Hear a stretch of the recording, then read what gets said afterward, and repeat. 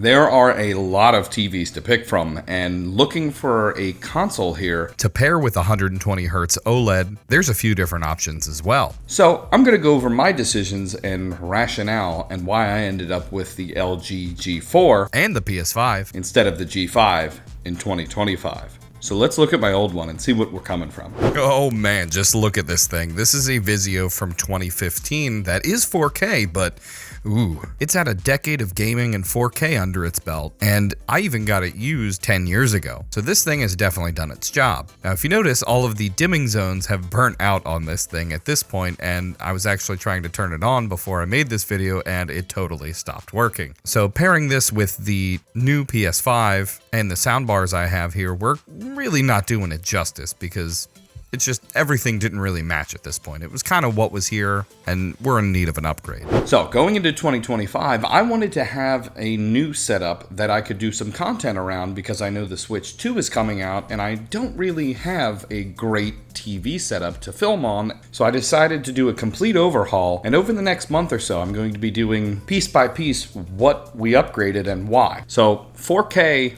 from 2015 and 4K now is a big difference, and there's a lot of TVs out there. But I ended up going with the G4 OLED for a few different reasons. So let's go over the hardware of the G4 first, and we can get into the nitty-gritty of why I think it's still a good pickup in 2025. Let's dive into what specs you're going to be wanting for a TV in 2025. HDMI 2.1, one per each console you're going to have, so I'd recommend at least 2, in addition to an eARC or ARC HDMI capable port. And for hardware, the other things you're going to be wanting to worry about are the panel type. This is an OLED panel, which means each pixel is a self-illuminating pixel that produces exactly the color that is needed. And the thing that sold me on this TV is that it does still have a glossy coating on the glass on the front, but it's not super reflective like the older TVs. And aesthetics were pretty important to me, because I wanted to mount this to the wall, as close to the wall as possible, because I pretty much don't have anywhere to put this other than on the wall. So this being super slim was really helpful here. And the specific hardware on this TV is a 55-inch OLED TV. It is 4K with a refresh rate of 120 Hz native. It has Dolby Vision, HDR10, and HLG, but will do VRR up to 144 Hz. It has FreeSync, G-Sync, and response times are just like monitors, less than 0.1 milliseconds. It is also a smart TV, but we'll get onto the smart TV software a little bit later. It has Bluetooth Surround, DTS:X,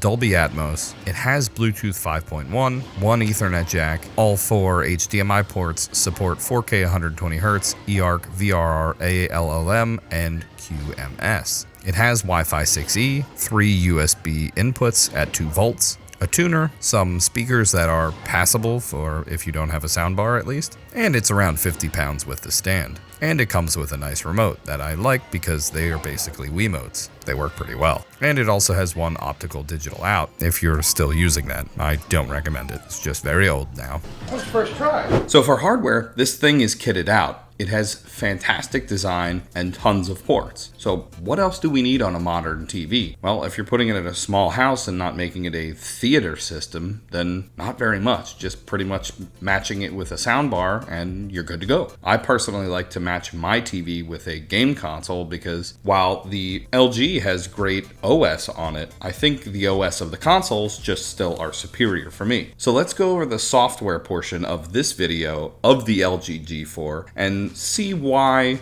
we might actually want to go with a console instead. And this is where things get a little more in the weeds, because the software for the LG is pretty dang good, but there are a few things I want to talk about before that. So a bunch of different TV manufacturers have a bunch of different OSs for their TVs. So for instance, LG has their web OS that they put on here, which means that LG, for whatever app you're going to be wanting to watch TV on, will need to place that in their own web OS store and put it on there. Now there are TVs with, say, like Android TV on it, which Sony and Hisense have plenty of good options there. better. So if you're just looking at getting a base TV, you're going to want to look more heavily into the software side of things, because you're not going to want to just be able to buy a TV and not have anything to play on it, because if you don't have a console or some other streaming box or something, you're going to be stuck with just the TV. Now, you can cast a lot of stuff from your phone, but it's going to get annoying pretty quick if you can't just sit down and click on the thing you want and start watching. So for the LG TV, I think they have the WebOS set up very well here. They have everything easily selectable, and the Wiimote is basically like a mouse, so you can just click on it, press the button in the center, and scroll like a mouse wheel too. They had all of the different apps that I could think of off the top of my head, but if you're looking for some of them specifically, they'll have lists on each one of the manufacturer's sites of what apps they have currently on their store. I, again, highly recommend picking up a console or something else to make that your front-end device and basically have the TV launch directly into that, and instead of bloated software that is generally full of ads anyway, which is why I ended up going with the PS5. So I decided to pair this LG with my PlayStation 5 here, and I chose the PlayStation 5 because I like the remote that Sony has for this. It controls the soundbar, the TV, and the console all through eARC and the console HDMI connection, so you don't have to mess with any other controllers. In addition to that, I really like the HDR support on the PlayStation. Now, you have the PlayStation Pro, and everybody gets into console stuff.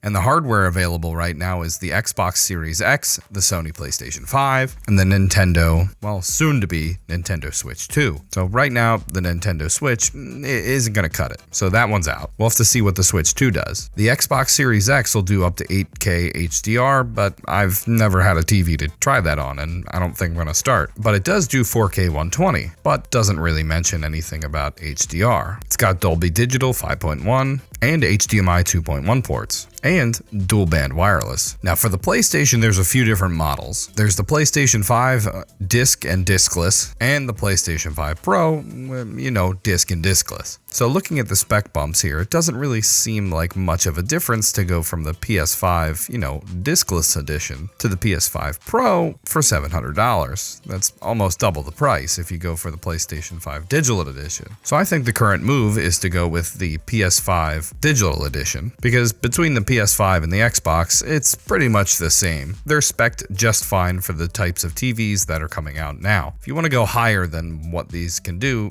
you're looking for a PC, which wouldn't really fit in this setup. It would, but that's a video for later. Now, if you're looking for a definitive answer on which console to choose, honestly, pick the one that your friends are going to be on. Xbox is great because it has Discord, and PlayStation, if you have a bunch of friends on there, they have the chat app in there too. It's not bad either way. So I'd pick the console people are going to be on versus the hardware, because the hardware it'll be fine for either way. Right now I have the PlayStation in there, and I really like it so far. I think the HDR content and everything with the G4 works really, really, really well. So, and it is eye-wateringly bright. Like it's very, very bright. If you were worried about any sort of brightness issues, I wouldn't be, because I have this in a bright room with windows in addition to lights in front of it, and I have basically no glare. Whatever coating they put on this TV is awesome, and the HDR looks fantastic. Now this comes down to the section of price and comparisons. What other TVs were my options for picking in 2025 for these pickups? And it's tough because there are a lot of TVs in this section. So let me break down some of the ones that I was considering for the $2,000 price point. Now, there's a ton of different options that just came out from CES from 2025. And if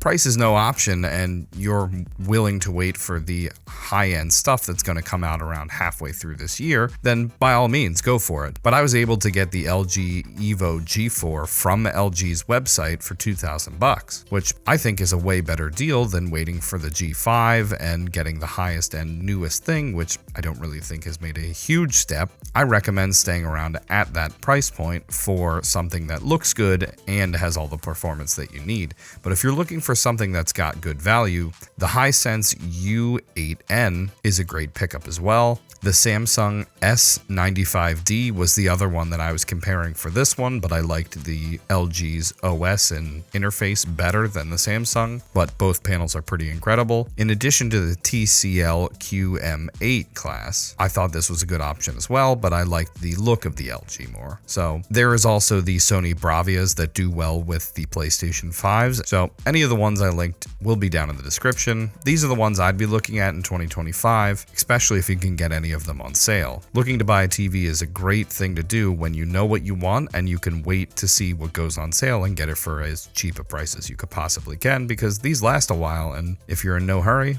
you get to save a bunch of money. So this is the setup I've chosen for my 2025 gaming setup in my living room. It is a very small living room, about 8 feet from the couch to the TV, and I share it. The kitchen's over there and my front door's over there. So there's not much space in between here. This really isn't the normal set that I do everything. Everything else handheld based is downstairs. And don't worry, I didn't forget about the handhelds. I made a little spot for the PlayStation Portal in that little cubby hole over there.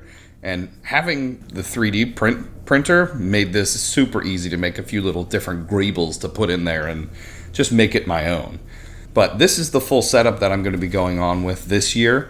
And I'll go over the sound in addition to the different game consoles in another video, so stick tuned to that. And no, don't worry, I didn't get rid of the record player. I moved it over there, but I'm going to be doing a separate review on that stuff over there because there's like no reviews on the Sonos Era 100s as a speaker pair, other than the stuff that Sonos has put out and some other basic videos online that don't do a really good job of covering them.